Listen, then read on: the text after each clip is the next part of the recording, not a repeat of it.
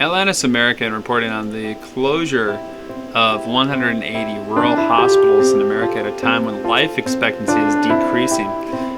Something that is near and dear to us here.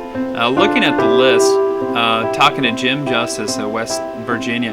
West Virginia is such an important state and happens to have right now the lowest life expectancy by some measures, while simultaneously having had 4 hospitals closed, 4 rural hospitals since 2006. The wrong hospitals closed, basically. The opportunity is there for introducing state resources, state funding, and state recognition for new accrediting bodies. The issue in West Virginia, which is so interesting, is that in 1863, West Virginia spontaneously broke away from the rest of Virginia during the height of the Civil War, largely based on the physician population, because physicians from Virginia who did not go to medical school were coming over the hill into West Virginia to try to practice medicine despite the interruptions of the market in Virginia.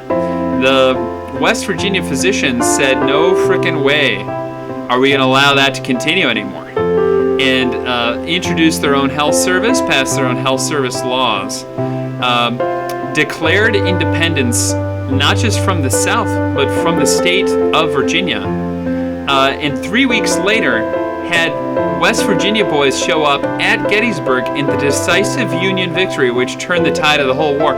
West Virginia is so important a part of America's history that having it be in 50th place in life expectancy is something that we know we have to do better on. We want to help you. We want to be a part of the revolution to make it better. That West Virginia lawsuit was Dent versus West Virginia, where West Virginia litigated Frank Dent all the way up to the United States Supreme Court, where the ruling didn't come until 1889, way after the Civil War. Despite the fact that there was great reason to get a ruling on that case earlier. And that's something that we want to talk to Jim Justice about, because we have this belief that 4 hospitals closed in West Virginia, and those facilities can be retasked for some of the key medical problems in West Virginia. My ancestors happen to have been coal miners in northern Pennsylvania, going back to 1905, of which we happen to come from the Lithuanian tradition of occupational medicine, where we had high standards for employee health, which is one of those issues in West Virginia, is that West Virginia has occupational medicine programs from the federal government, but isn't attached to the 66 shepherd traditions of good doctors. And that's part of why West Virginia workers are not as long-lived as northern Pennsylvania workers in the same industries, is that West Virginia can have this rebirth of wonder and good doctoring. We want to be a part of that.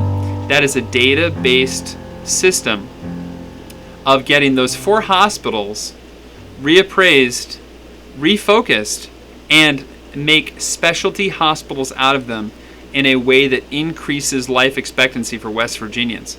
To show honor for those West Virginians that broke away from Virginia during the Civil War, for all of us, the West Virginia that joined the Union.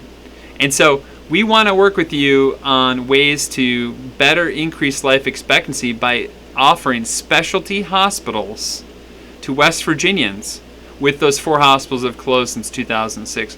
We know that the time is now.